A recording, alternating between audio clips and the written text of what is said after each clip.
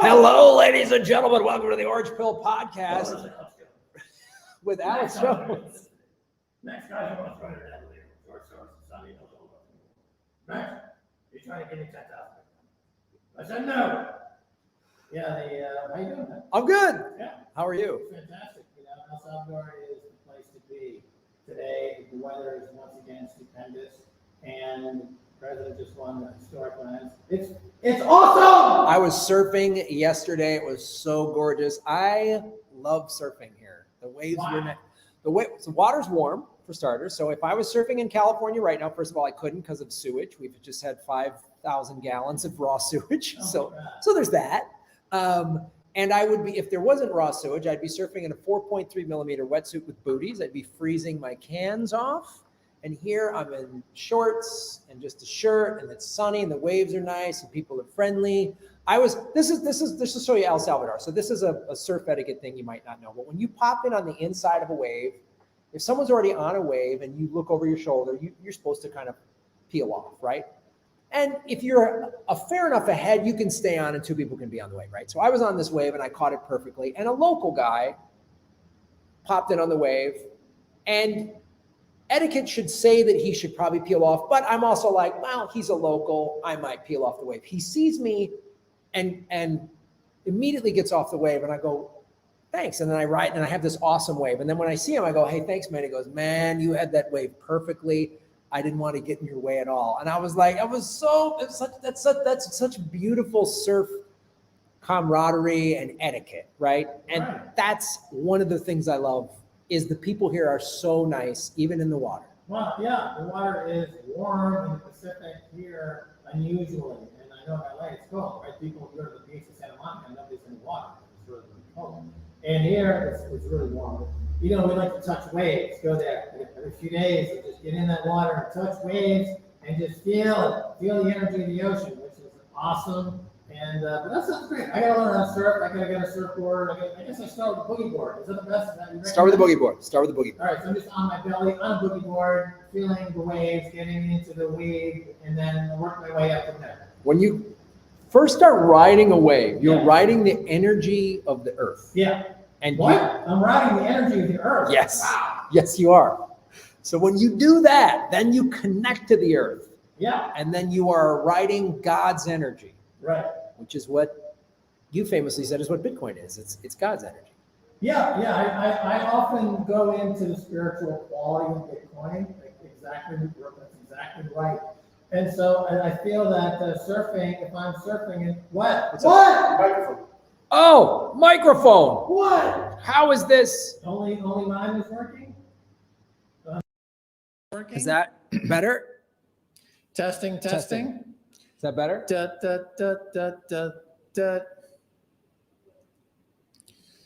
Boom, boom. Can they hear me better in the back? Is that better? Yes. That's better. Okay. Thank you. Sorry. Well, yeah. It's usually my microphone's not working. I mean, but I'm sure people in the comments are saying, what's wrong with Max's microphone? What's wrong with Max's microphone? Even though it's your microphone. They'll still say, oh, what's wrong with Max's microphone? Everyone said, that's better. That's better. There we go. You know, Everything's cool. my mic's never always messed up for some reason. If it's working and working well, I'll be shocked. And so getting back to God and Bitcoin and surfing here in El Salvador, this is the holy convergence. This vortex of Bitcoin, Bukeleism, surfing, the earth, Mother Earth, the volcanoes, in a pinnacle of a moment of the Bitcoin singularity. You know what the Bitcoin singularity is? When we all kind of merge with Satoshi. And it's coming after this halving, which is just 3 months away. There's a halving party right here in El Salvador.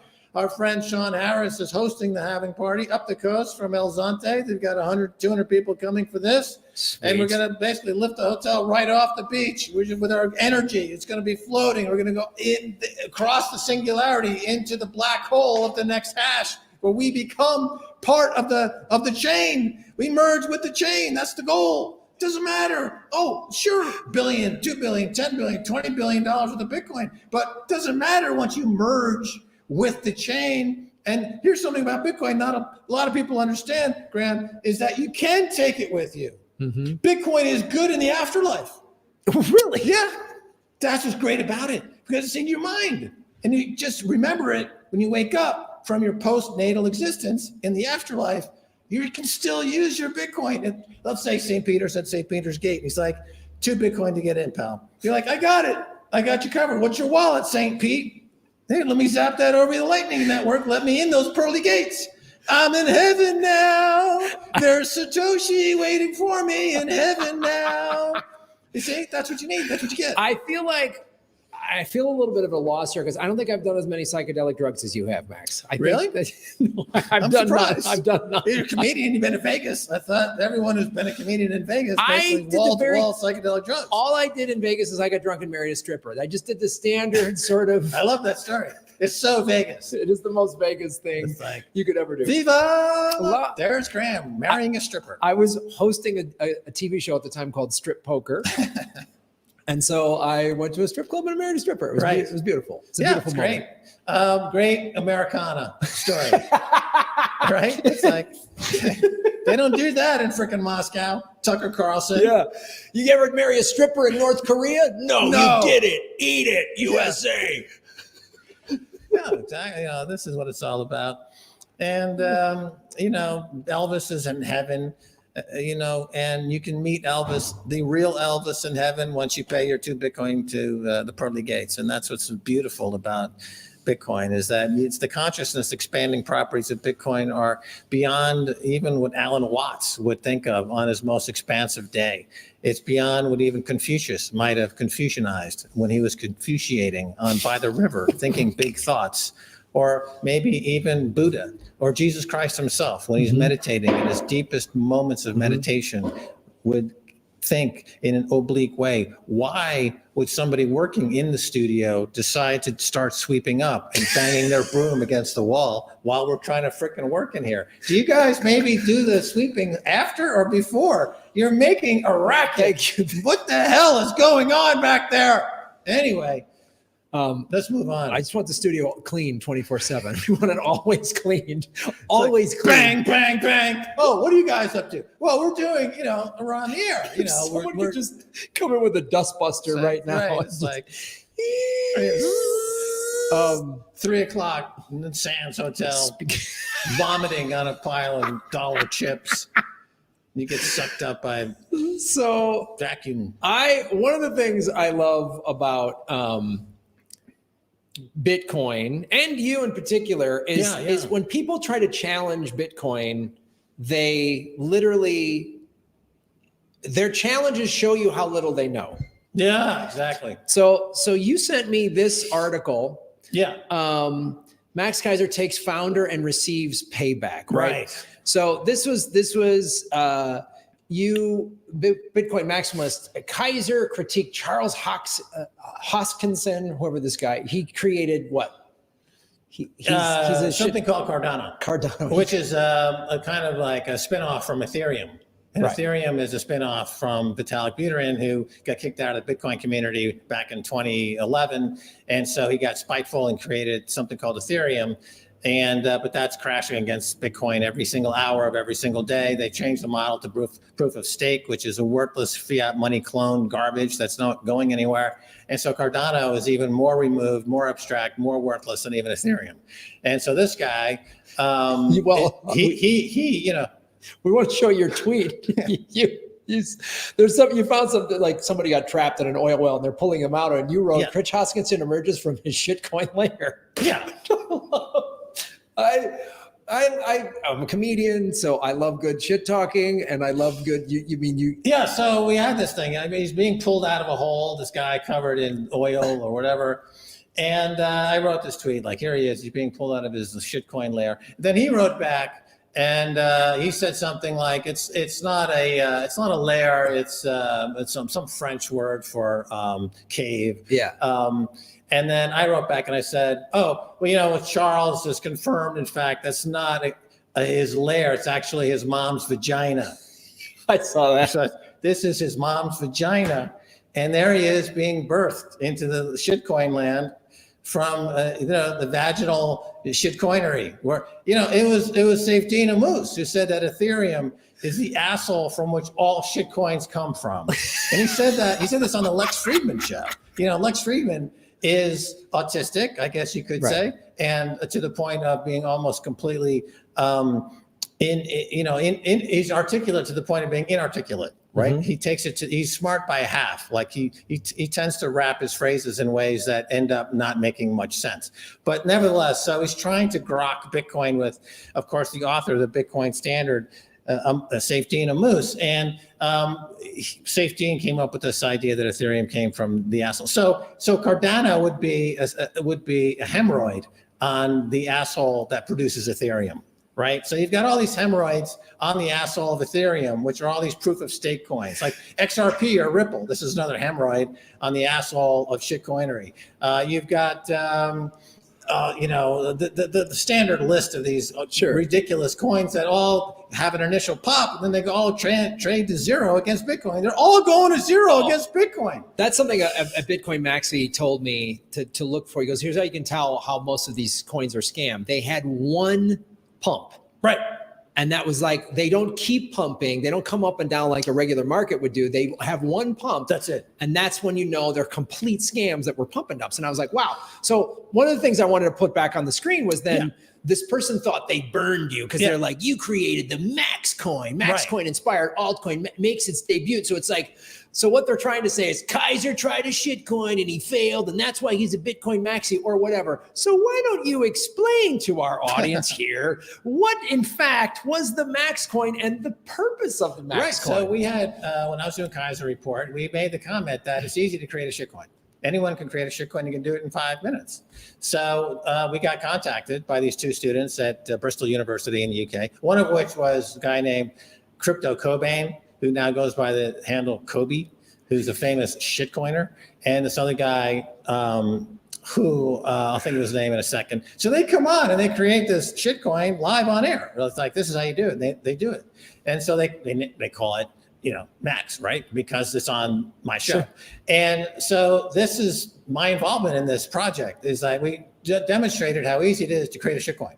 So now, here we are 12 years later, and people are still like, whinging about this and trying to concoct some conspiracy theory about it. It's like, this is a shitcoin. It was an original issue shitcoin. It's a proof you can create a shitcoin. The guy who created it is a notorious shitcoiner who lives in the world of shitcoinery. And so that's not, you're just proving the point that this is all shitcoinery and this is just another shitcoin.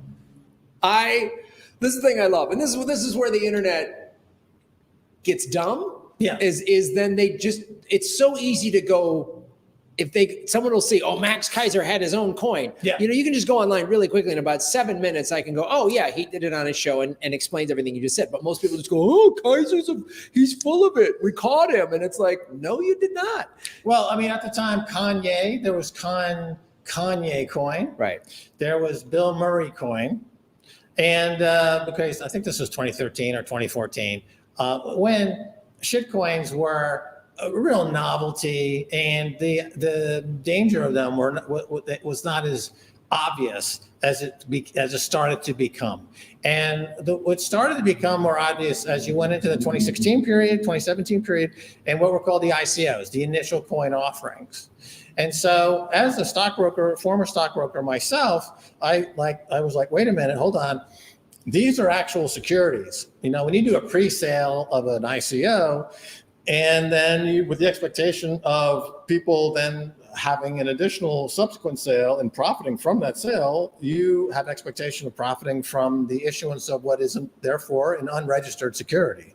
And having worked on Wall Street and under the legal auspices of the SEC for many years, and having a broker's license and studying,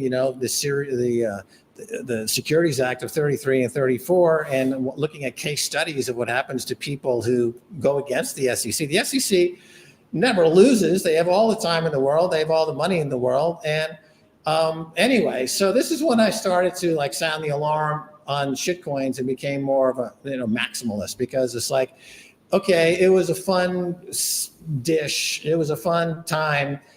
initially, but now it's, this is going to come back to bite everybody in the ass, because these are unregistered securities, and I know the SEC well enough. And I was at an event called Satoshi Roundtable at the time, which was in Cancun, Mexico. It's a pretty well-known event with a lot of well-known people in the business, and they were trying to say that we know better than the SEC. The SEC is behind the times. The SEC needs to change the law. The SEC is not as smart as we are. I'm like, no, you don't get it. The SEC will shut all these down, and a lot of you are going to go to jail. So Kwon Do or Do Kwon and others, famous people, eventually ended up going to jail, doing shitcoinery, because they got addicted to this idea that they're bigger and better than the SEC. But the SEC is now winning. And I'll say with XRP Ripple, this is another project that's going to end up going to zero, because the SEC doesn't want it to exist. And you read the trolls on Twitter about, oh no, we have all these lawyers and we're taking the SEC to court, and they have all these arguments, but they don't get it. The SEC doesn't follow the law. They're not in there to adjudicate what's right and what's wrong. They're there to protect the cartel of Wall Street. And the cartel of Wall Street, they cannot stop Bitcoin. Gary Gensler has said as much. It's unstoppable. It's they would love to stop it if they could, but they can't, because it's perfectly decentralized in a way that nobody can attack. Whereas Ripple is not. Ripple is highly attackable, right? And they're attacking it, and they will continue to attack it until it goes away, because that's their agenda and that's their objective. And it's not going to work. And you see it in the price action. The price action is terrible. All these shitcoins go to zero against Bitcoin. Eventually, as you say, they get a pop, they get a nice, little pop, and everyone pretends like they made some money on that pop. They end up losing money on that pop. I mean, it's exactly the same mentality as Las Vegas, of people who are addicted to gambling. These are gambleaholics, people who trade in shitcoinery. I started a thing called Shitcoiners Anonymous, where people can go to recover from their shitcoin addiction. And this guy, BitBoy, who's a guy who is a poster child for shitcoin-aholicism. Like, he lost his car, he lost his wife, he lost his house, he lost all of his money because he's addicted to shitcoin like an alcoholic or a drug addict. He cannot stop shitcoining, and he's losing it all. It's going all the way down to the bottom.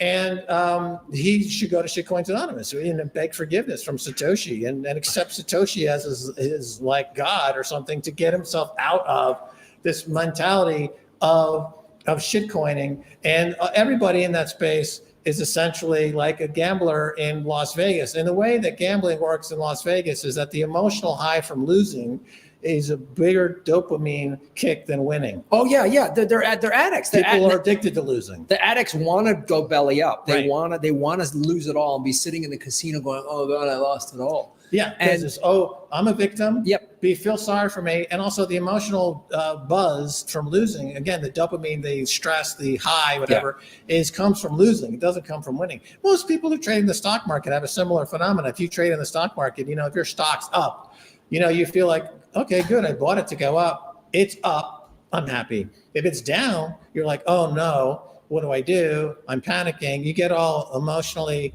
fritzed out, and you end up selling. It's your emotions are what kill you in all of these situations that involve risk taking, like in the stock market. It's a chaos addiction. And the other thing too, I found this out. This is why I love Bitcoin Maxis. There's a Bitcoin meetup I started going to in Los Angeles, and I was talking to this woman there who helped organize it, and she was like, Graham, I worked for a company that she goes, I knew all these like BitBoy crypto were scam artists because I saw their rate card. She worked for some influencer or social media marketing company or something like that. What the rates were, these guys were getting paid, some cases 30, 40, 50, $100,000 to do an ad read for these shitcoins. Mm-hmm. And you're sitting there and you're watching, and I'm like, I remember that, I'm fairly new into the crypto space. I came in about 2019 and made the mistake of thinking crypto and Bitcoin were the same. And I'd watch some of these shows. And then you were one of the people that really helped me become a Bitcoin maxi. But I remember watching when I first was new, it was like, I don't know. And like, oh, this Bitcoin crypto, he seems like he knows what he's talking about. And he's like, oh, there's this big project, XRP. And you're, oh, cool. I found out, 3-4 months ago that they paid him. He was doing a goddamn ad read. So it's all a scam. I was like, you guys are just like the banks. You're just like some celebrity going, what's in your wallet? They recreated the whole fiat money nightmare. Yeah. With shitcoins. And also the thing about it is that they refuse to believe that these are unregistered securities, and it's illegal to promote unregistered securities. It's illegal to sell unregistered securities, but it's equally illegal to promote unregistered securities. So what BitBoy is doing is illegal under the SEC. That's why I believe he's got a lawsuit hanging over his head from some regulator because he's engaging in illegal activities. And he has something, he says, an astronomical monthly legal bill, which isn't going to get any better. And this is really the lesson that people learn over and over and over again. There's the wisdom is never passed on from one group to the next. Every single new group that comes along has to learn the exact same lessons all over again. All the way going back to Charles Ponzi to the present day, every 5 or 6 years, there's a new group of suckers that get mowed down by the pros in some speculative market. And you see it in the stock market, of course, over and over again. You see the penny stock market. You see in the Canadian mining, Canadian miners, gold and silver miners are notorious for starting companies based on 2 guys standing around a hole in the ground saying they just discovered 1 million ounces of silver.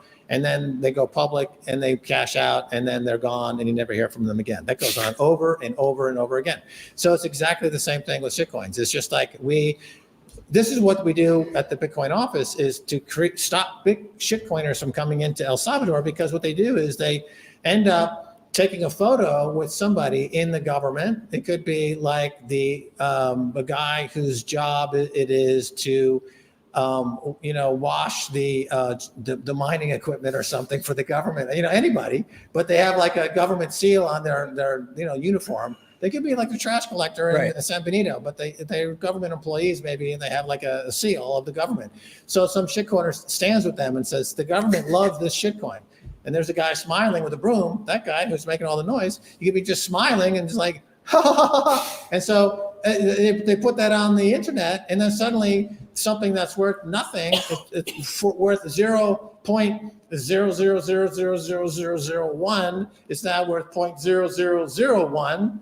The people dump it, cash out, and then they just go to the next ridiculous shitcoin. You really see the scam of it. You really see the if I just mine my own coin or whatever, and I've got 10 million of these things, and I just do what you do. I take a picture with somebody or whatever, or like, hey, I got married a stripper in Vegas. I made the Graham Elwood strip poker coin, and it just goes up 0.1% or whatever. Now, or it goes to a penny or whatever. Right. Now I have millions of dollars. Right. I cash out. So I move on. Same thing with ICOs. ICOs sold to in the pre-market of their ICOs for millions, $500 million, or like EOS. EOS was one that's pre-sold, excuse me, in the billions, and then they skipped town, and it was just a total fraud. And but there's a guy named Dan Larimer. So, give me a little history of the shitcoin business. He's launched, I think, no less than 3. He's like the master of the shitcoinery, going back really 10, 11 years. Mm-hmm. He's one of the kings of shitcoinery. He's played it smart though, because no one really knows his name that much, but he's done several big time pump and dumps shitcoin. But anyway, so with El Salvador, because it's so famous now as Bitcoin country, people also engage in what's called orangewashing. So you go to a site that'll say, we love Bitcoin, we're Bitcoiners. And then you go to their site, you start following them, and then it turns out it's an ad for shitcoin.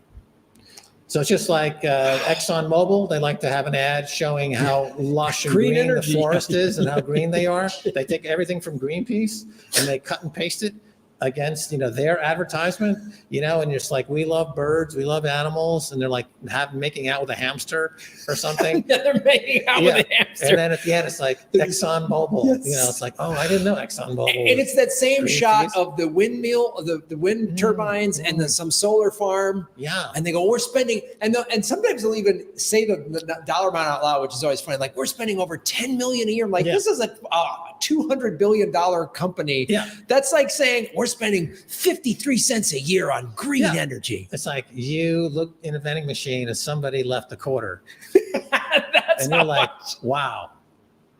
That bag of chips that's I'm a winner. Big winner. Yeah. So to people watching the show, and if you're new, well, if you're an experienced Bitcoiner, make sure you have your friends come watch shows like this. We want to get you out of the shitcoin nightmare. We want to get you out of the. I've fallen for it, and a lot of new people fell for it. Shitcoiners Anonymous meeting. I went to a Shitcoiners Anonymous meeting. I made my step 9 to Litecoin. So that's called greenwashing, Right. right? And then you have blue washing, which is the United Nations. So the United Nations will show up, and they'll be peacekeepers, but they have a lot of weapons and they shoot people. Yeah. But that's blue washing. So then there's orange washing, Right. which, by the way, the guy who told me about orange washing is Corey Clipston from Swan. And Swan is a sponsor of this show. If you go to swan.com/orange pill, you get $10 free Bitcoin immediately. If you register with Swan. And why not register with Swan? They're the greatest Bitcoin company, only company in the world is Swan Bitcoin. You know what I'm saying? Orange pill is the promo code. You get $10 free Bitcoin. What could be better than that?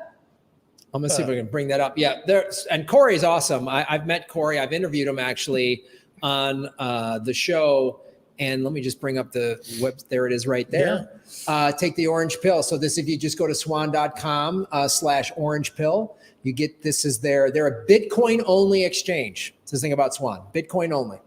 Yeah, so Bitcoin only company. You can buy Bitcoin there, and they promote you to take self custody. Yes. So you can exchange your dirty fiat money for Bitcoin at swan.com, and then you can take it off their site and put it into a wallet of your choosing, self custody. They even have a Swan IRA, so if you need that, which is a good feature, if your accountant is saying you need an IRA, which is individual retirement account, so you can get tax deferment on that. You can put it in Bitcoin, and let me tell you something. I just converted a regular IRA to a Bitcoin IRA, and it already went up in value.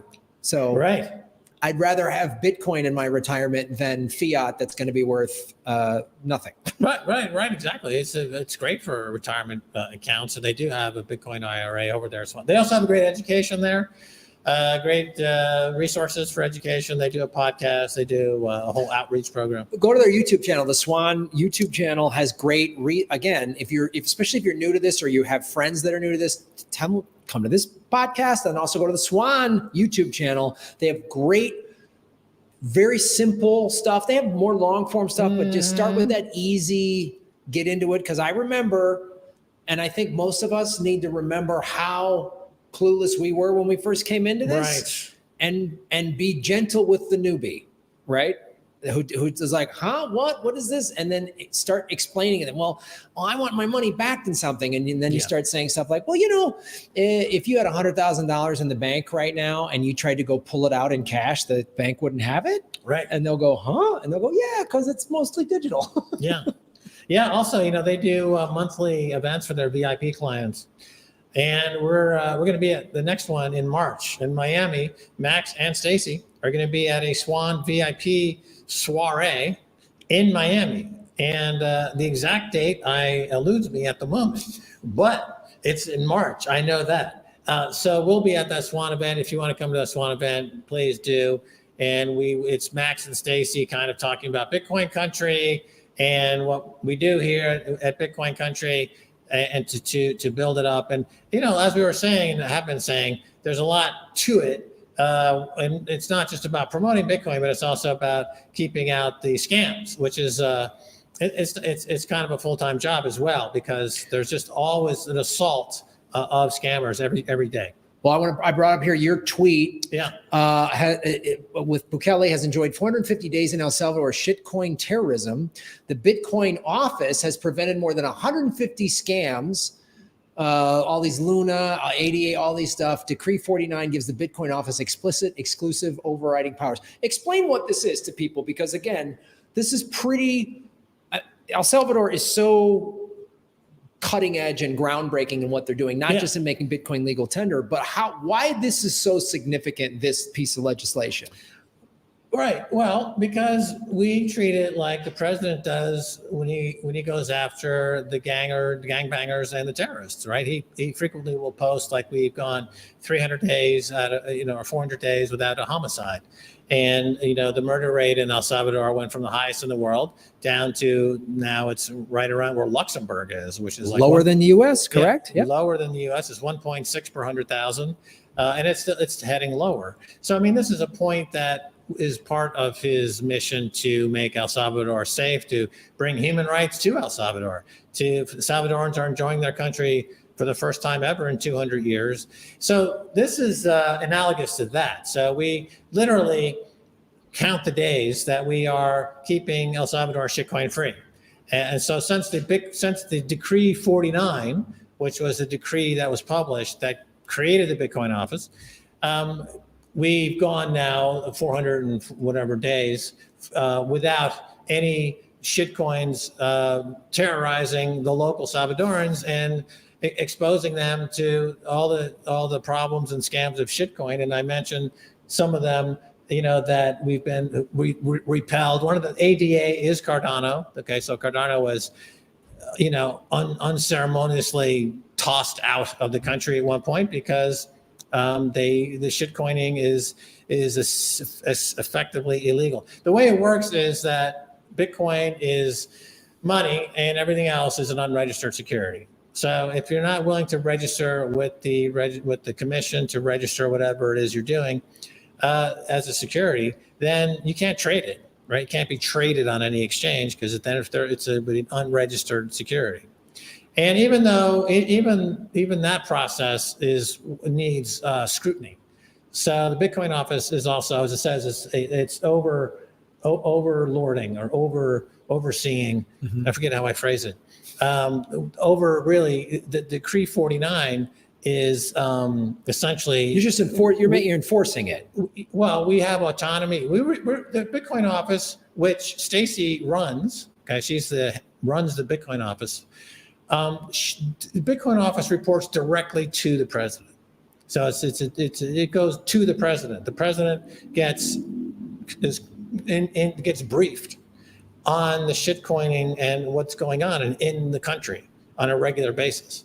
And so, as I point out, there's a few different layers of activity and administration that are looked at. So as I was just getting into there, even the official commission that reviews projects in terms of their viability to be perhaps considered for registration as a security, there's a lot of minutia that needs to be examined in that process to make sure nobody is kind of slipping through. So we have oversight effectively over that body as well. We have oversight over the body that's looking after the country's actual Bitcoin holdings, because the country is buying Bitcoin and owns Bitcoin and has Bitcoin in their reserve. So there's a department that handles that, but we effectively are overseeing that as well.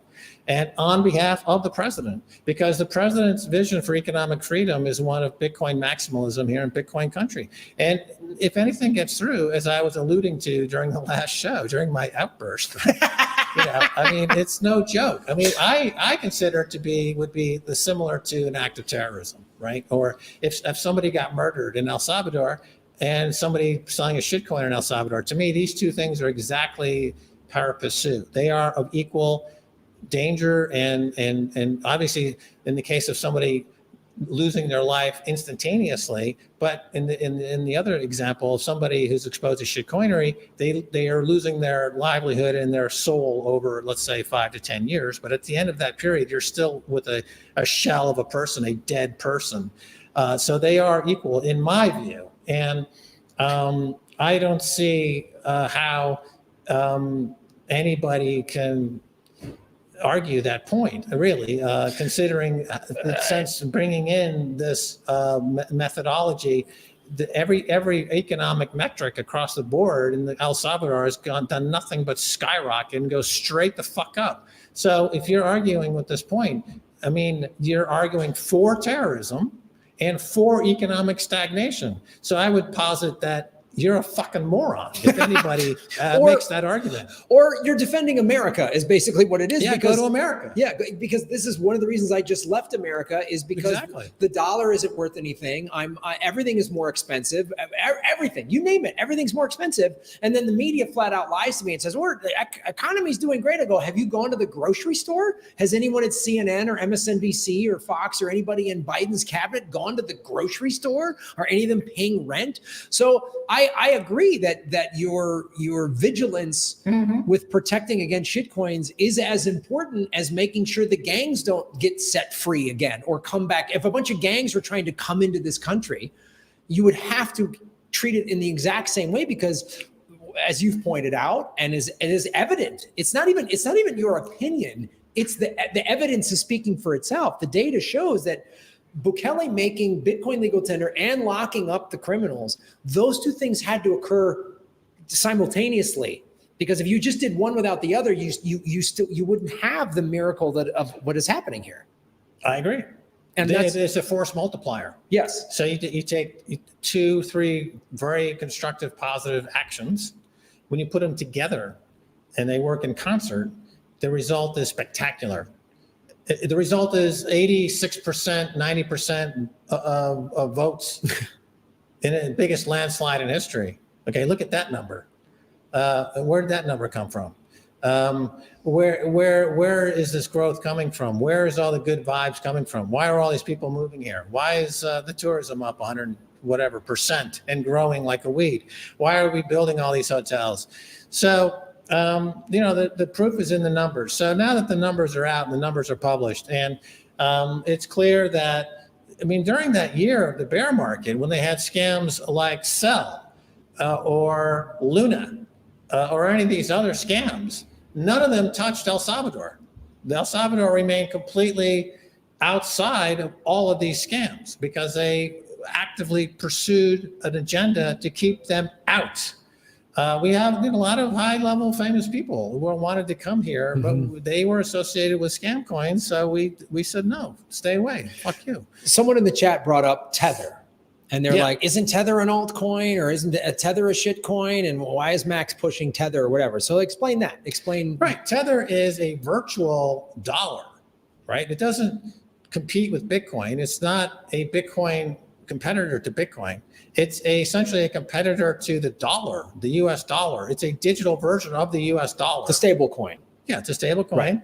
And it's a virtual dollar that people use when they're in the digital space and trading in and out of digital securities. They can trade in and out of a tethered dollar as a surrogate, that because things tend to be priced in dollars around the world, so you're familiar with that pricing, things tend to be priced in dollars. So if you want to trade in and around the digital universe and you want to be in quote unquote dollars for accounting purposes, but you don't want to own actual US dollars, you want to surrogate a virtual US dollar, there's Tether.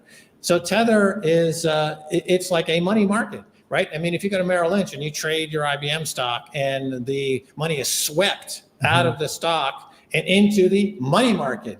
Okay, the money market is a surrogate. It's a product. It's made up of, they try to maintain a peg, and it's made up of a lot of different things, T-bills and various other things. It's a soup of financial instruments that create the money market, which is a dollar surrogate. It's not dollars. I mean, there are different versions of dollars. There's liquid like a dollar, but it's not dollar. It's a virtual dollar. The virtual specialist patent 5950176, which was filed in 1996, is the Keiser patent on virtual currencies, virtual market making, and virtual securities. I invented virtual currencies. I have the patent on virtual currencies. That was in turn sold to Cantor Fitzgerald in 2001. They used it to trade virtual securities at Cantor Fitzgerald, which ironically, guess who the biggest buyer or of seller of treasury bills to Tether to back their virtual dollar is Cantor Fitzgerald. So they're using my technology, the virtual specialist, Howard Lutnick, who runs Cantor Fitzgerald, bought my technology. Flash forward 13 years, he's using it to maintain his portfolio of digital assets, virtual dollars, to that Tether invests in with the proceeds from those who are participating in Tether. Because Tether, when you are dealing with Tether, they don't pay any interest on your Tether, because then it would be a security. So, and they're not, nobody in America can touch Tether because they're not licensed or have any registration in the US, because the US is a bad actor when it comes to these things. So they didn't bother with that. So now they're worth like $96 billion. It's an incredibly large asset, Tether dollars.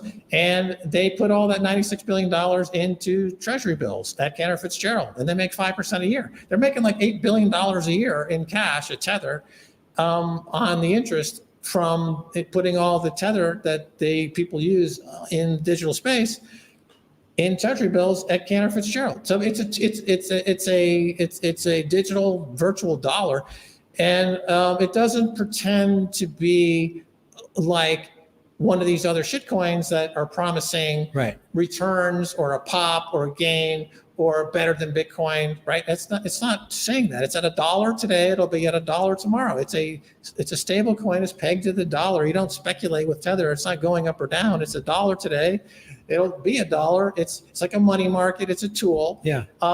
And it's in a different classification. In El Salvador, in fact, it has its own separate stable coins, have a separate legal representation. They're not included in the Bitcoin law at all. It's a separate, they're given a separate designation, entirely separate in El Salvador, and treated completely separate. They're not treated in the same law where you find Bitcoin legislation on Bitcoin. And they're not looked at like the shitcoins either, the stable coins. They're right. The shitcoins are in the Bitcoin law, says that anything that's not Bitcoin needs to be registered as a security.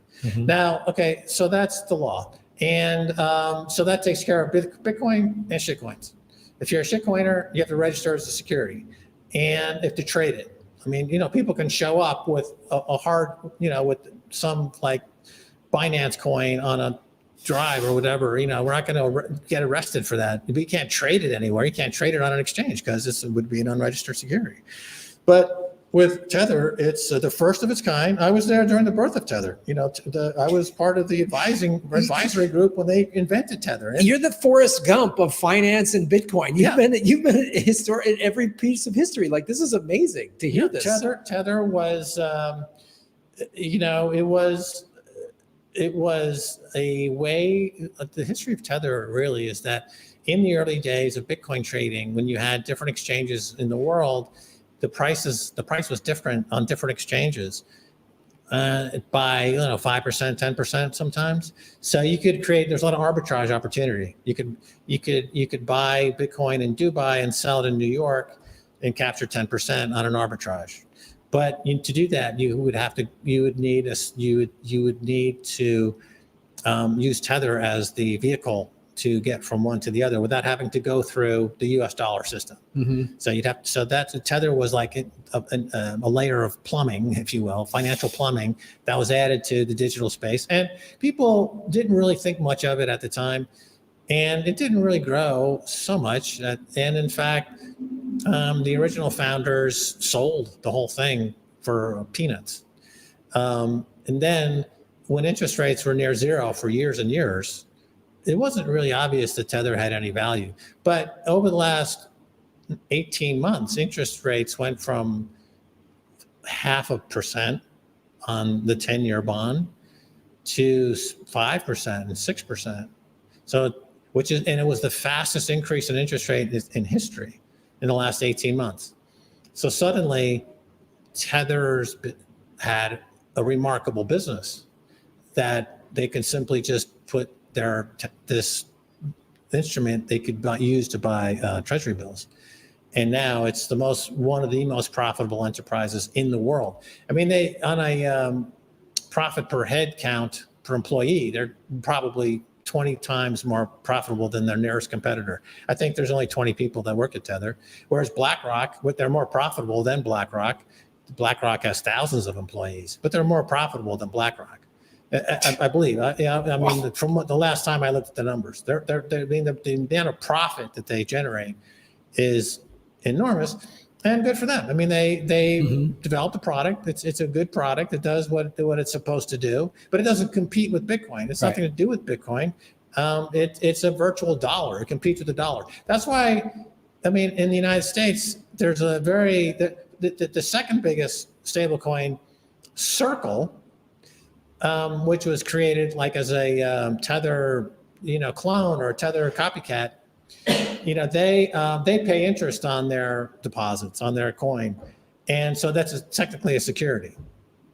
And so to get around going to jail, this guy Jeremy Allaire, I think, who runs it, he spends hundreds of thousands of dollars on lobbyists in Washington, D.C.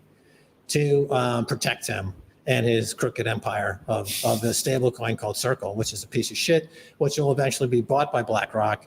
That's the only exit strategy for Circle, because they lose money on every trade. They can't make any money at Circle because they pay out more than they can possibly earn on having the reserves on deposit. So they're buying customers. They lose, the old joke is, we lose money on every pair of shoes we sell, but we're going to make it up on volume. Right? That's Circle. They lose money on every trade they do, but they think they're going to make it up on volume, right? This guy, Jeremy Allaire, is like a complete dum-dum. So how do these guys get these jobs? This is the thing that's just mind-boggling to me. I see these people come to these big positions of power with these big companies with these, 8, 9, 10 figures in assets or more, and they're idiots, and they're presented to the average American person as like, oh, they're the CEO. They have this special skill, and there's this oracle. Are they just rich kids? Their dad just puts them in these positions. Like, how's this guy who's so dumb, has a business model that's failing? Yeah. How does he get into this position? Well, in the finance industry, the relationship between the Federal Reserve Bank and Wall Street and the finance industry is one of mutual destruction, where in order for the Fed to get away with counterfeiting money, which they do, they issue trillions of unbacked claims that they call dollars. But there's nothing backing any of the multi-trillion dollars that they claim are in existence, the US dollars. There's literally nothing backing which is a joke, because people say, well, there's nothing backing Bitcoin. But that's false. But then they'll say, what about the government backs the dollar? But that's also false. There's nothing backing the dollar. But so they have all these trillions of, so to get the distribution of those worthless paper claims called US dollars requires an infrastructure of crooks. And so on Wall Street, you have like the primary dealers. There's 18, I believe, primary dealers. There might be more now.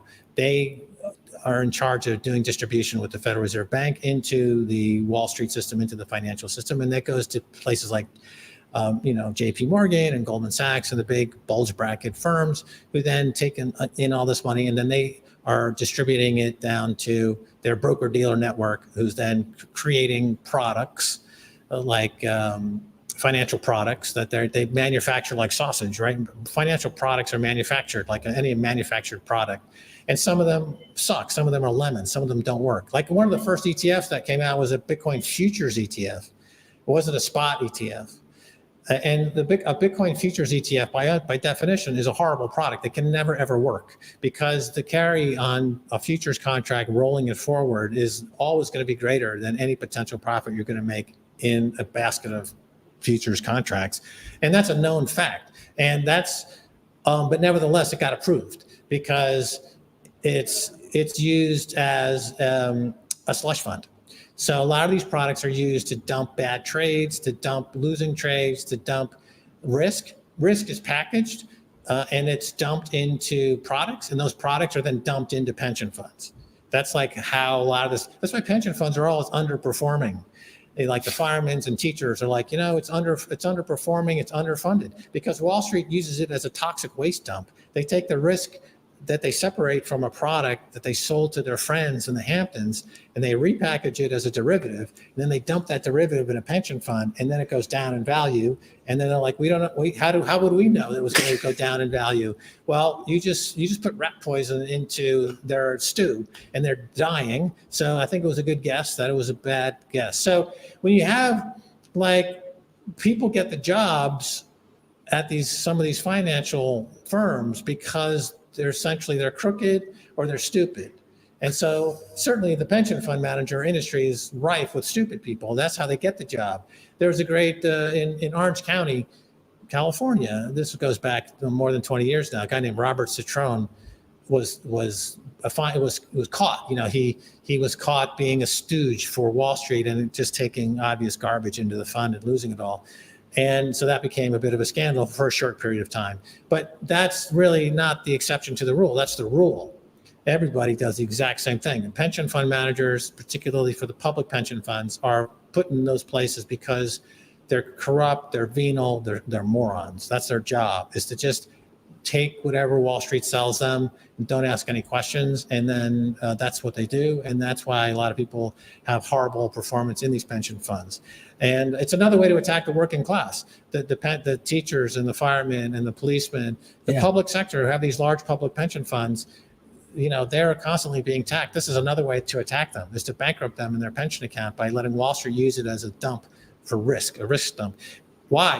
Let me give you a little bit more of historical context here. Back in the 70s and the early 80s, you had the creation of what was called the option pricing volatility formula. So the option pricing volatility formula was the beginning of listed options in Chicago. And this is the beginning of the derivatives industry. And what the derivatives industry does is it separates reward from risk the same way that atomic physicists separate matter from energy, right? If you separate matter from energy, you get an atomic bomb. With the options volatility options formula, you separate risk from reward, and the two can be traded separately. You can separate the risk from an asset.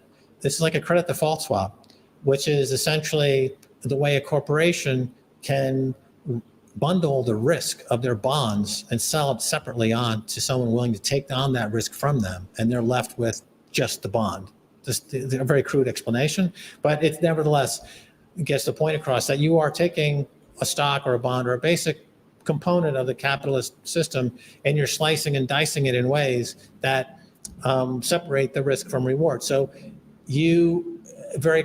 why do the top 1/10 of 1% keep getting richer and everyone else is getting poorer? Because the top 1/10 of 1% is gifted the reward part of the system, and everyone else ends up with the risk part of the system, right? So, why is Nancy Pelosi making hundreds of millions of dollars? Yeah. Because she's trading on inside information, and also she trades in the options market, and she's doing so in ways that, as a former options trader myself, and I was like one of the biggest options producers in the entire Shearson Lehman Hutton system in 1988, 1989. That means I was trading a fuck ton of options because it's a 10,000 broker system, and I was like one of the biggest options producers. I'm very familiar with the listed options market, and Nancy Pelosi is engaged in massive fraud. Hillary Clinton, when she and the Governor Clinton were starting out in Arkansas, they started with $100,000 war chest to start Bill's career as governor. Where did that $100,000 come from? Well, we know that it came from Hillary Clinton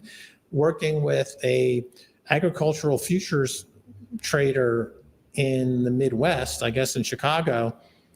She gave him $1,000. He turned it into $100,000 in a matter of a few months by just doing crooked insider trades for the entire time. And then he spun it back to Hillary, and that's how they got their career started. So that they're very familiar with financial fraud because their entire careers are based on financial fraud.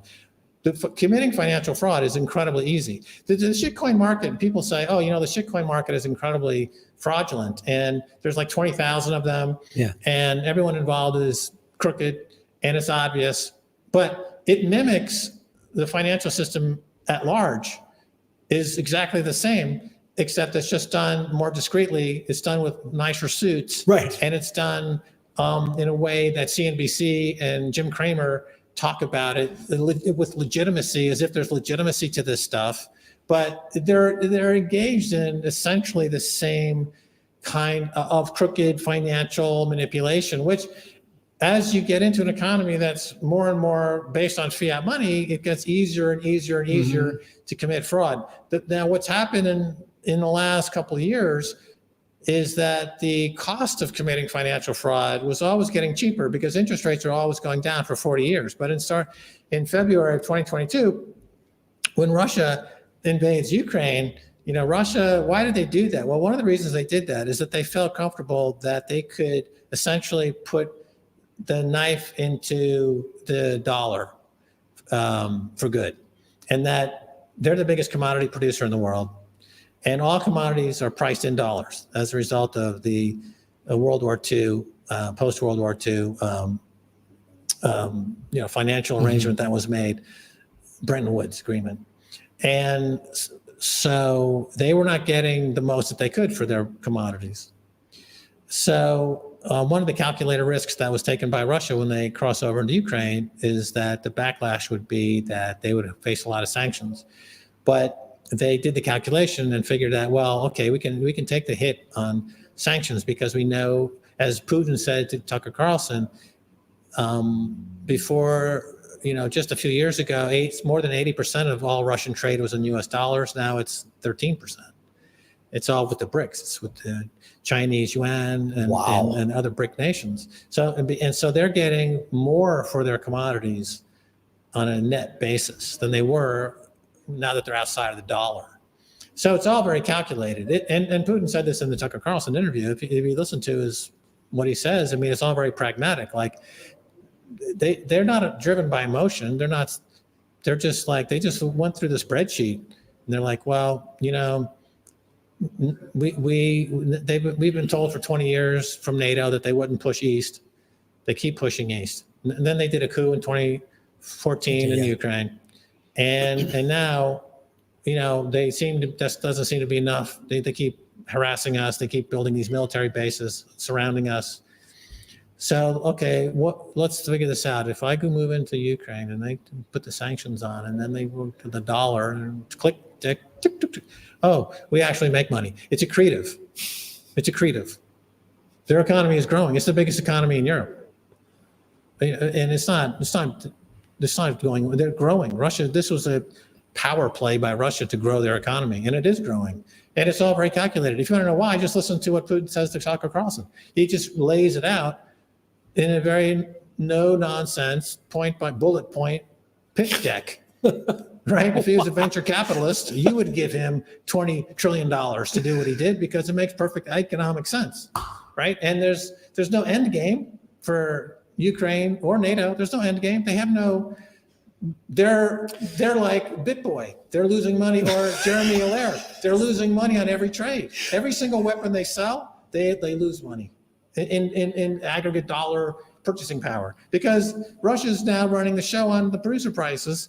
So your dollar is losing purchasing power. Yeah. Your dollar and inflation is real. McDonald's Happy Meal is like $20. Cocoa prices are at 50-year highs. The whole goal of America and the war machine is to just more war. It's not about winning wars or stopping some sort of injustice. It's just keep spending endless money on war. And again, it sounds like just as corrupt as the financial system with no real end game in sight. There's look at Afghanistan. We spent $3.5 trillion over 20 years, 4 presidents from both political parties. And what did we accomplish? We replaced the Taliban with the Taliban. Okay. So in Hollywood, you make a movie that cost $50 million, $100 million, $200 million. Why, one of the reasons why the budgets are so huge in Hollywood is that the fees that are paid out to producers are a percentage of budget. So the bigger the budget, the bigger your fee, right? So the movie can bomb and not make any money at all, but you made a big fee because your fee is tied to budget. It's not tied to box office performance, right? Mm-hmm. So in the war game, the war industry, the bigger the war, the bigger your fee. So you want the biggest possible war you can start, because you get the biggest fee.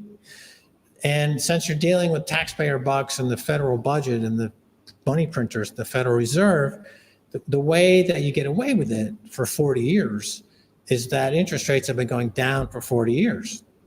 So no matter how much money you lose, you can always sell more bonds to pay for it. That's how America's now got a $33 trillion in debt, because for the last 40 years, they've been building up, they just keep selling more debt, and the world's been buying that debt. And if you don't buy our debt, we come and kill you. Ask Saddam Hussein. Yeah. Ask, Gaddafi, right? Yeah. He wanted to sell oil and something other than dollars. Bye. Dead. Saddam Hussein. Oh, he wanted to sell oil in euros. Goodbye. Right? So that was our foreign policy. That's what backs the dollar. As Paul Krugman has said, he said, when asked, what backs the US dollar? He said, men with guns. Yeah. Okay. So now, so for 40 years, you had this ability to have no accountability whatsoever and just start the biggest war you possibly could and get the fees. But starting in 2022, in February of 2022, that bull market in bonds ended, and now the chickens are coming home to roost. Now, purchasing power for the dollar is going to continue to go down on a multi-year basis on a secular bear market for bonds. And okay, enter Bitcoin. So if you are looking to protect yourself against this inflation problem that's only going to get worse, you would buy Bitcoin. If you want to protect yourself against a growing mood in Washington to confiscate your shit, Bitcoin is unconfiscatable, right? It has if your bond products are not being bought, your bond ETFs are not attractive. Well, launch some Bitcoin ETFs. Well, so BlackRock, the biggest ETF producer in the world, they look at their bond ETFs and they're like, they had the worst year in 20 years, and everyone's puking out their bond ETFs. And aside from 7 stocks that are making new highs, the internal dynamics of the stock market are quite weak. Actually, what's called breadth, which are the number of stocks making new highs, is collapsing. But the price of those 7 wonder stocks like Apple and Amazon and Google, right? And NVIDIA, right? That's like on parabolic, right? If you strip out those 7 stocks, the market's actually doesn't look very good at all. So, so Wall Street, is going to survive, and they're doing Bitcoin ETFs because they see that this is going to have to take the place of definitely the bond ETF market. It looks like junk, and so they're moving into that area. So to wrap it all up, the shitcoiners are on one hand deplorables, but on the other hand they're just mimicking the system that they grew up in. Right? BitBoy is Jim Cramer. Essentially, there's no difference between Bitcoin and Jim Cramer. Well, I mean, Jim Cramer doesn't have a hip sack, a fanny pack, and a stripper in his car. But yeah, I see your point. I see your point. He's the Jim Cramer of shitcoins, BitBoy. Right. And but they do the same thing. Jim Cramer, if you were to buy and sell everything he's told you for the last 10 years, you would be absolutely nowhere. You would be at zero. He doesn't make his performances. You would net out at zero. They doesn't in the aggregate. He doesn't really give you anything to bank on. He's just a clown, essentially, like BitBoy. BitBoy and Jim Cramer are cut from the same cloth. They're just different generations. Jim Cramer is part of the old school legacy stock market shitcoinery, and BitBoy is the new crypto shitcoinery. But they do the exact same thing, and they're no different in that sense. So we're going to be selling some BitBoy hip fanny packs coming up here using the Swan Bitcoin. Yeah. We should sell fanny packs that say Orange Pill Podcast and say no shitcoin on them. We should sell. Well, last year at the Bitcoin Miami conference, when we walked in, BitBoy came up to us and just started yelling at us and attacking us. So we had him essentially, his bracelet was clipped, and he was tossed out the door. He got thrown out on his ass. He's a belligerent shitcoinaholic. He needs to be in therapy. He's all hopped up on XRP. He's so hopped up on these shitcoins. XRP, just like on a 3-day XRP bender, flipping out. Right. Starting fights at a Miami Bitcoin conference. I mean, Betty Ford created, made rehabs, acceptable to middle America. I mean, BitBoy, at this point, he can make shitcoin anonymous rehab centers accessible for the average shitcoiner and have a memorable legacy and not just be a downright gutter shitcoiner. Who had his Lamborghini repossessed. Right. Well, this is awesome, man. I learned so much on this, and the more I learn about the financial system, the more infuriating it is. These guys are such criminals. Like the way you break down. I mean, I knew it was corrupt, and the more I investigate, I'm like, wow, this is so corrupt. And it's just another thing. Like we're all lied to in America. Like I feel like America is a cult, and we've all been fed this cult stuff. And there's little different subcults within America. But man, the Wall Street they're the cornerstone of integrity. It's just like I grew up with mob guys. Like I knew mob guys in Chicago. Like they're more honorable. I'd rather do business with them than these Wall Street guys that you're explaining. Yeah, but definitely. I mean, like Warren Buffett is one of the most successful stock investors of all time, and he just buys consumer stocks, essentially old school consumer stocks like Coca-Cola, and sits on them forever. And that's it. That's all you really need to know about the stock market. When I started, Berkshire Hathaway stock was $1,800 a share. And of course, I was like, oh, that's too expensive. And now it's $400 and something thousand a share, right? And it's been compounding at like 22% a year for 40 years. But his basic methodology is companies that are able to raise prices, like Coca-Cola, can raise prices in almost any environment, and just sit on them.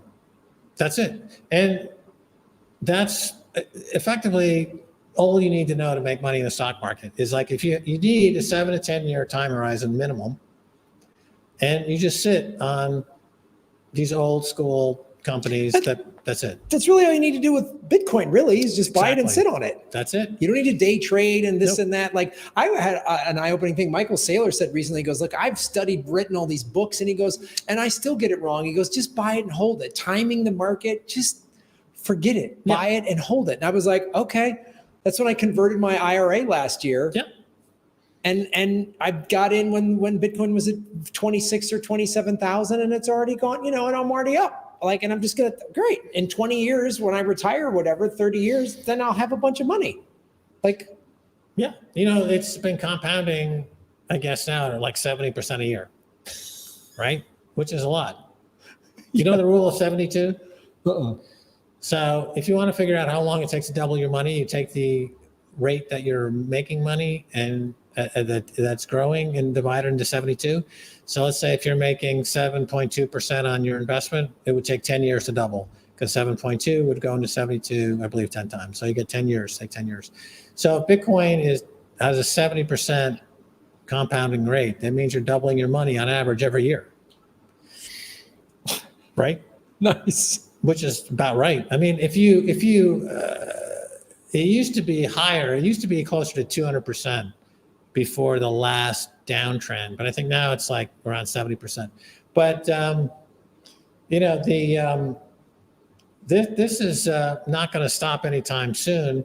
This compounding effect, and probably the greatest trader, really Stan Druckenmiller, who worked under Soros, right? Soros had the Quantum Fund, which was one of the best performing hedge funds ever. Then Stan Druckenmiller took it over.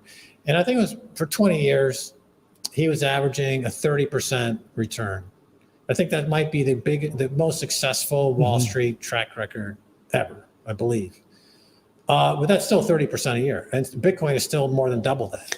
And this guy is, 1 in a million, 1 in 10 million.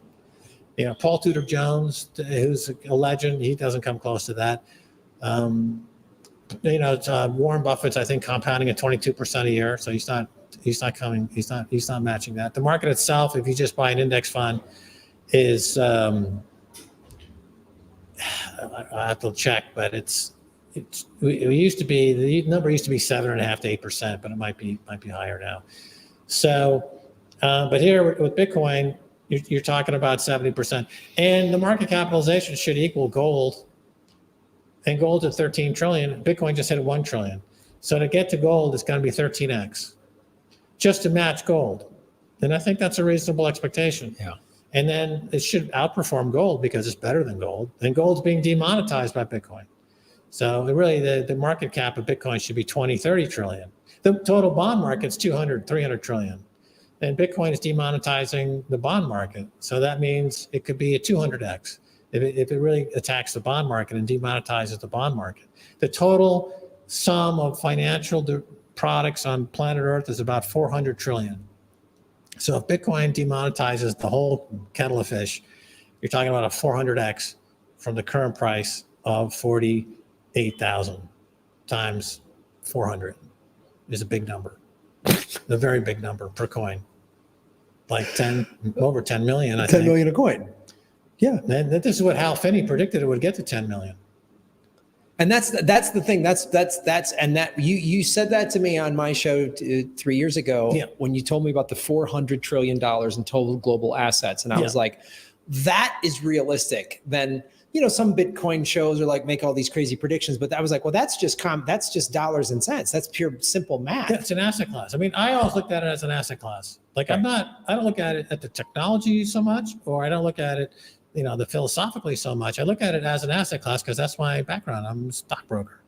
So when I first heard about it in 2011, the question was, is this an asset class? And what is it? Is it a stock? Is it a bond? Is it a currency? Is it a commodity? So you get to the point, well, it's a commodity. It's a synthetic, digital, absolutely scarce commodity is what it is. And so as an asset class, it comes closest to gold, but it's better than gold in many ways. And when I was in 2011 at that conference in Prague, Max and Stacy were there, and Rick Falkvinja, who started the Pirate Party in Sweden, spoke, and he made the case as Bitcoin as an asset class and said the Forex market is worth X trillions of dollars, and if Bitcoin captures just 1% of that, it's 100,000 a coin. And at that time, it was $2. And but that made good sense to me. Now, Rick Falkvinja, he went crazy, as a lot of people in the early Bitcoin days developed Bitcoin derangement syndrome, where they went insane. Because a lot of, when you look at Bitcoin in the early days, it's like looking into, it is like a psychedelic kaleidoscope. Mm-hmm. And when you start to look at it like for what it really is, and nobody else in the room or in within 100 miles is looking and seeing what you're seeing, like it can fuck with your mind. It totally rewires your mind. Yeah. And a lot of people went crazy. A good friend of mine, Charlie Shrem, who created BitInstant, which is a company in New York. He ended up getting in a little trouble. But when you talk to Charlie Shrem back in those days, he was in it in 2010 and very early.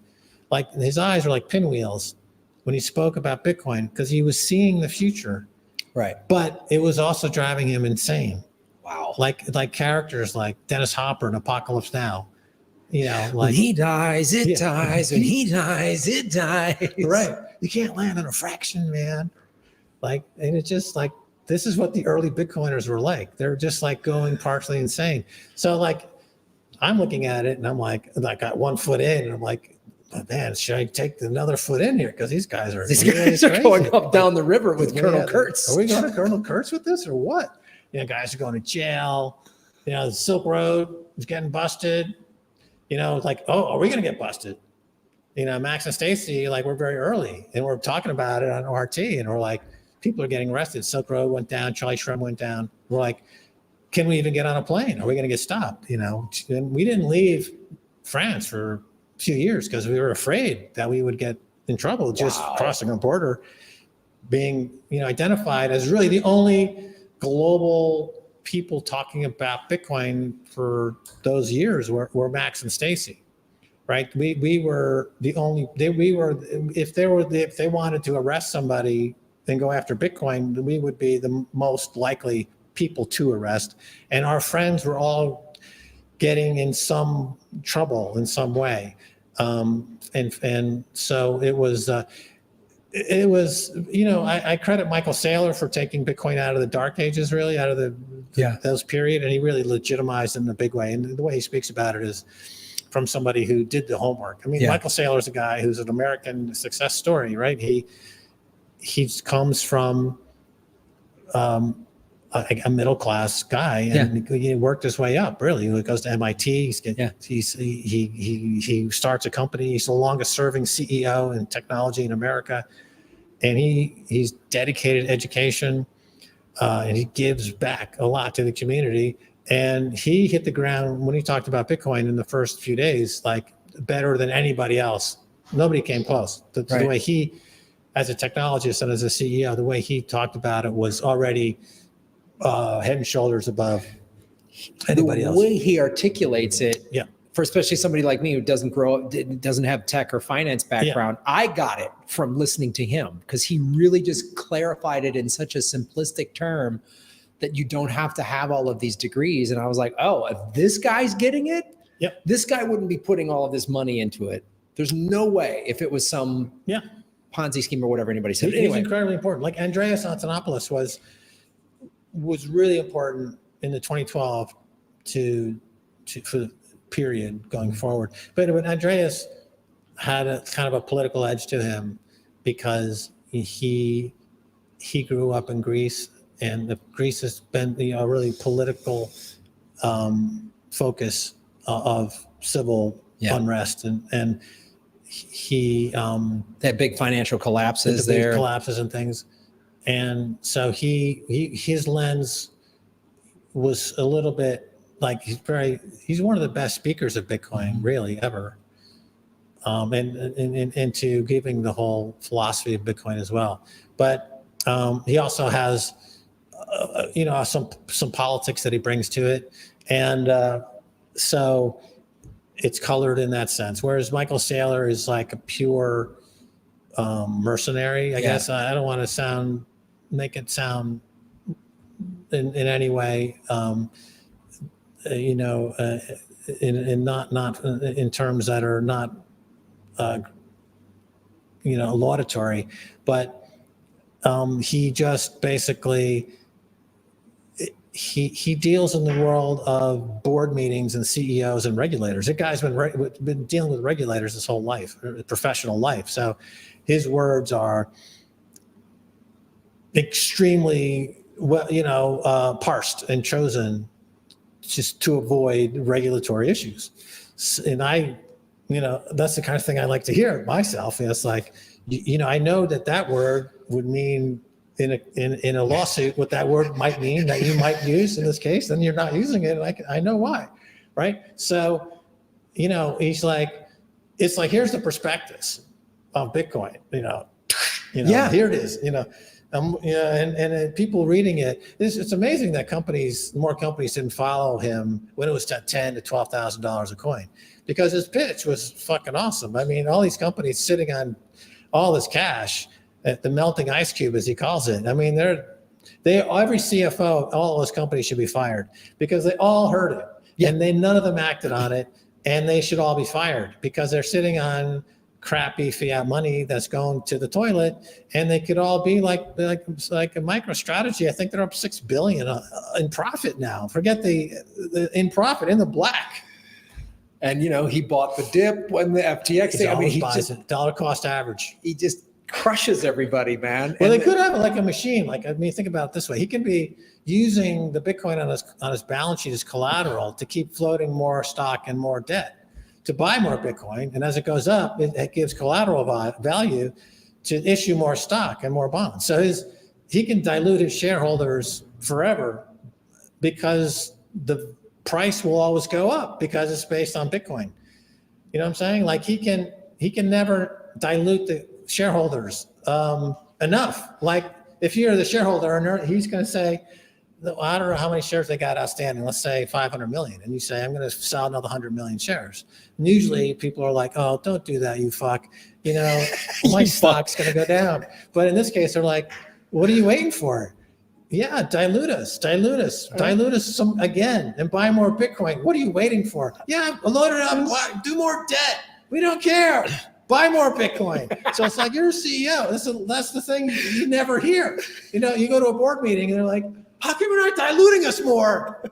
You idiot. You should be selling more stock, Michael. And he just sits there and he just like, yeah, I mean, imagine if you just wanted to, buy Manhattan in 1776 or 1876 or, I mean, 1976. Yeah, it's probably still going to go up. Like he just says that to me and I'm just like, I could do it. I just watched him so much that I was like, I got to get this guy down because he's just so like, I mean, it's the apex predator, I mean, it just, it's going to crush everything else, and I mean, so let's say, and his examples are, I could listen to a Michael Saylor example for days, and so he's great. Well, awesome. And thanks everybody in the chat. We've had over 312 people watching us, which is awesome. Do us a favor, everybody, like, share, subscribe. All those analytic things help. If you're watching this on the Orange Pill channel, subscribe to my channel. If you're watching it on my channel, make sure you subscribe to Orange Pill. And we're seeing people start to tweet out clips of this show, which is awesome. We love that. Make sure you tag Orange Pill, Max, and myself. I'm at Graham Elwood. He's at Max Keiser. And, if you haven't already, go to swan.com/orange pill and get yourself a free $10. I mean, imagine if you got $10, in 1976 or 1876. What would that be, So that's our show. Thank you so much. I got to work on my Michael Saylor impression. You've inspired me now. Well, we should just do a show where you do Alex Jones and I do Michael Saylor. That'd be good. Michael Saylor, CEO of MicroStrategy. Obviously, you're not part of the New World Order because the Bitcoin is challenging the New World Order. I wish I had bought the Bitcoin when Max Keiser told me back in 2011. I didn't. Unfortunately, now I've got a multi-gazillion-dollar lawsuit hanging over my head. I mean, imagine, Alex, if you would have, bought Bitcoin when the first lizard people came in and took over the planet and made it a flat Earth. I mean, imagine that, or what would the value of that be? Exactly. That's exactly what I'm saying. That's exactly right. Exactly. That's right. That's right. If when the lizard people came and I did my Bitcoin at that time, we would be up several $100 trillion right now, and we would have these problems. But continue. I mean, imagine, Alex, if you would have taken Max Keiser's 10,000 Bitcoin and you could have stopped Epstein Island. You could have the value you could have had there. You could have crushed the New World Order and the ruling elite pedophiles. That's exactly right, Michael. We've got to take a break right now. A lot of people don't understand that iodine comes from the center of the earth, and iodine uniquely can solve all of your medical problems. And this iodine is from the stones dripping from mother's testicles in the center of planet Zolar. It was running out. Only 3 more bottles left to sell, and then it's all gone until next week. This iodine product is on sale. Manhood. It's manhood in a bottle. It's shaped like testicles. You can't go wrong. Imagine if you bought some testicles in, 1876 or 1976, and you soaked them in iodine. I mean, imagine the value of your testicles. Imagine you had Zeus's testicles, and you bought Bitcoin at that time, and it was in a bottle. And you had an InfoWars T-shirt on, and you're walking into CPAC. The New World Order would simply disappear. And then Jeffrey Epstein would be resurrected, and then he'd killed again. I think we found a new running bit, guys. It's going to be Alex Jones and Michael Saylor discussing New World Order and Bitcoin. I can't wait. We're going to make this into an animated show. Thank you, guys. Thank everybody in the chat. Thank everybody watching. Like, share, subscribe. And we will see you next week. We're going to have more guests on the show. It's going to be fantastic. Thank you for watching.